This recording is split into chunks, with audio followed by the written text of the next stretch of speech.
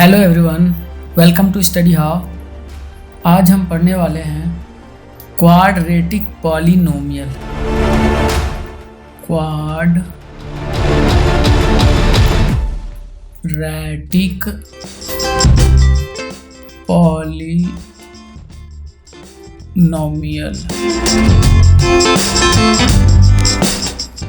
Quadratic polynomial मैंने पीछे एक वीडियो बनाई हुई है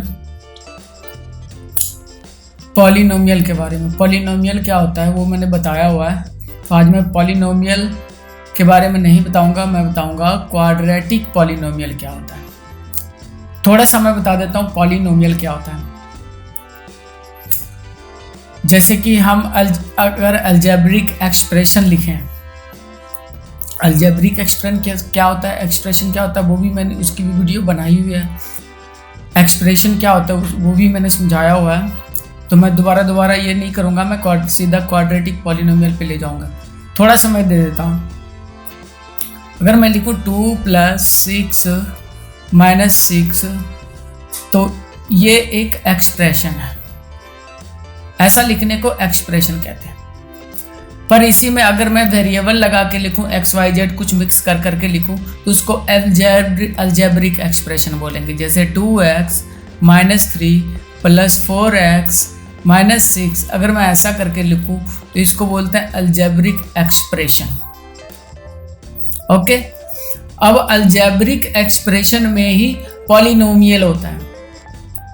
अलजेब्रिक एक्सप्रेशन को ही पॉलिनोमियल कहते हैं एक्चुअली। लेकिन पॉलिनोमियल होने के लिए कुछ कंडीशंस हैं, वो अगर तो पूरे हो रहे हैं तभी पॉलिनोमियल कहते हैं। और लगभग किसी भी एक्सप्रेशन, कोई भी हम एक्सप्रेशन मैथ में लिखें तो वो एक किसी न किसी तरह का वो पॉलिनोमियल तो हो गई। चलो अब देखते हैं। अगर मैं लिखूं, सीधा मैं 2 लिख लूं तो ये है, इसको बोलेंगे मोनोमियल। इसको पॉलिनोमियल नहीं बोलते हैं, इसको बोलेंगे मोनोमियल। अगर मैं लिखूं 2 + 6 तो ये हो गया बाइनोमियल, यानी कि दो टर्म हो गए। जितने ज़्यादा टर्म होंगे उतने नोमियल होते जाएंगे।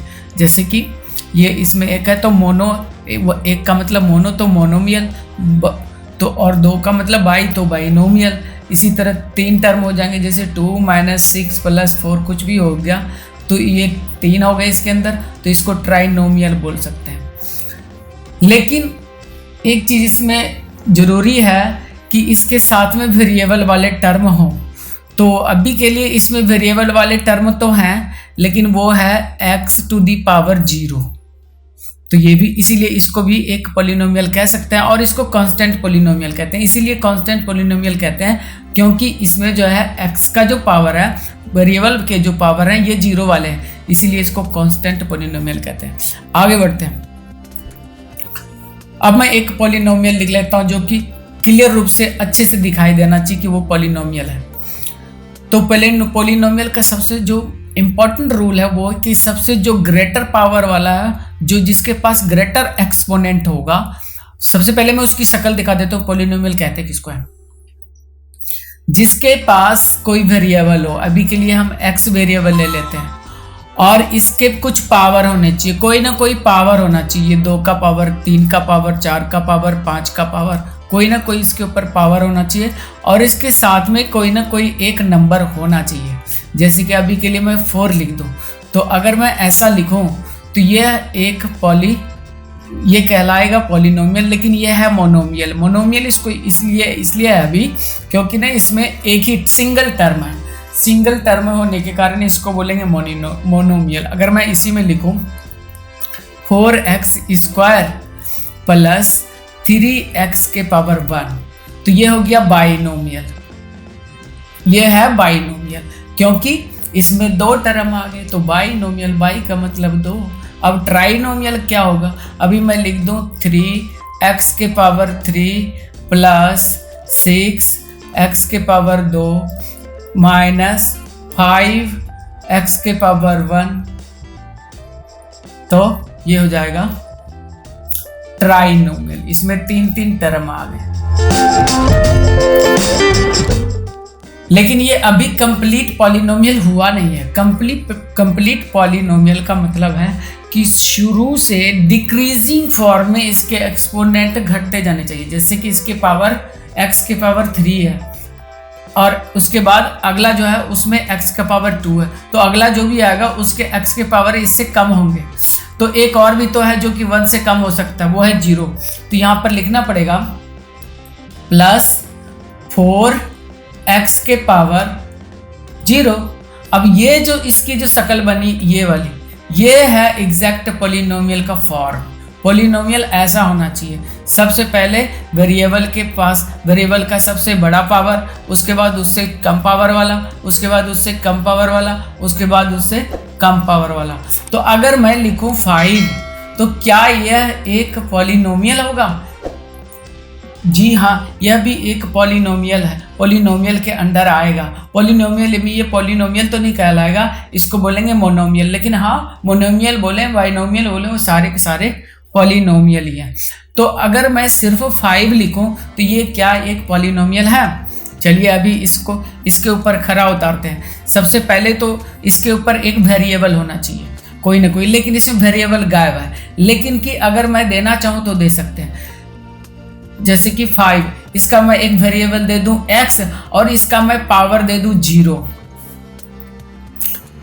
अब यहां पर भी कोई नंबर चाहिए, तो यहां पे नंबर तो आ गया 5 और x का वेरिएबल भी आ गया और इसका 0 भी आ गया। अब क्या होगा, x के पावर किसी को भी पावर अगर 0 है तो उसकी वैल्यू 1 हो जाती है। तो इसका मतलब 5 और मल्टीप्लाई यहाँ पे 1 है तो इसकी वैल्यू आ गई ना 5। इसका मतलब ये भी एक पॉलिनोमियल है। कोई भी चीज़, इसका मतलब हम कोई भी एक्सप्रेशन लिखेंगे तो वो पॉलिनोमियल को किसी न किसी तरह से लगभग सेटिस्फाइड तो कर ही देता है। चलिए अब जानते हैं, एक तो हुआ टर्म के आधार पर पॉलिनोमियल या बाइनोमियल क्या होता है। एक टर्म वाला मोनोमियल, 2 टर्म वाला बाइनोमियल, 3 टर्म वाला ट्राइनोमियल, इसी तरह इससे भी बहुत ज़्यादा टर्म वाला तो पॉलिनोमियल। लेकिन क्वाड्रेटिक पॉलिनोमियल क्या होगा, चलिए आइए जानते हैं। सबसे पहले हम जानते हैं क्वाड कहते हैं किसको। क्वाड का मतलब डबल, मोनो मतलब सिंगल, मोनो मतलब सिंगल, बाई मतलब डबल,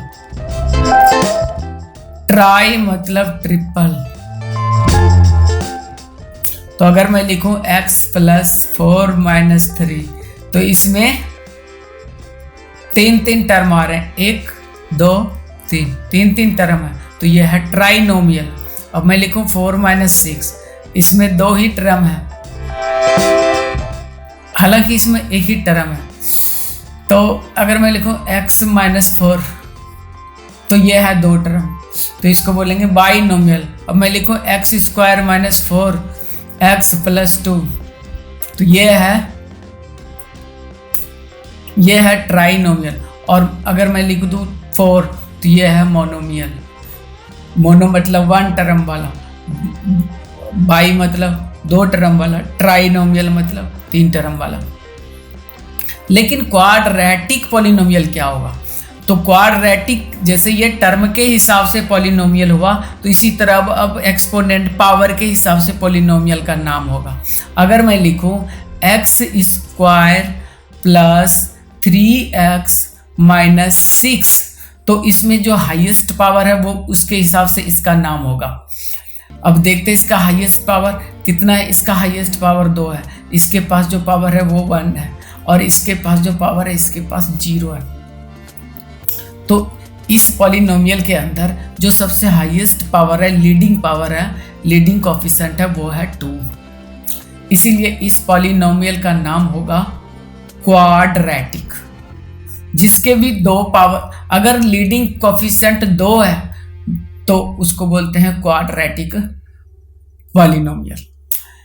इससे ज्यादा होगा, अगर लीडिंग कोएफिशिएंट 3 है तो जैसे 3x² + 3x³ + 4x² - 6x + 6 तो ये है क्यूबिक बाइनोमियल, क्यूबिक पॉलिनोमियल इसको बोलेंगे, क्योंकि ना इसका जो लीडिंग पावर है, इसका जो लीडिंग कोफिशिएंट है वो क्यूब है, तो इसका नाम पड़ गया क्यूबिक पॉलिनोमियल। और इसका जो लीडिंग पावर है, लीडिंग एक्सपोनेंट है, वो है स्क्वायर, तो इसको स्क्वायर वाले को ही क्वाड्रेटिक पॉलिनोमियल बोलेंगे। स्क्वायर मतलब क्वाड्रेटिक, और क्यूब मतलब क्यूबिक।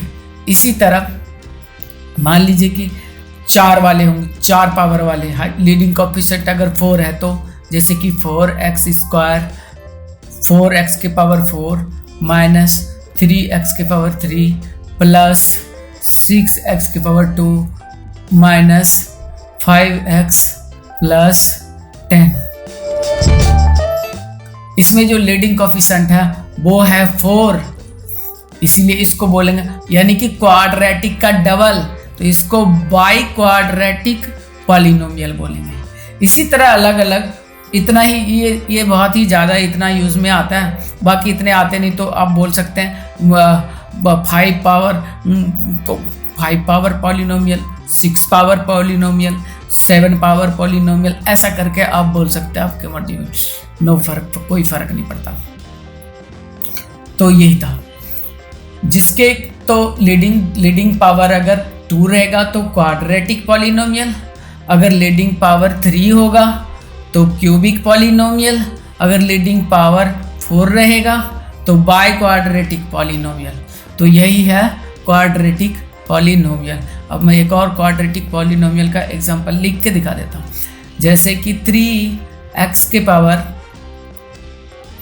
2 प्लस, अब इसके x के पावर 2 है तो जो अगला आने वाला है उसके x के पावर 1 होना चाहिए, तो यहाँ पे लिखेंगे 4, ये नंबर कुछ भी हो सकता, तो 4x के पावर 1।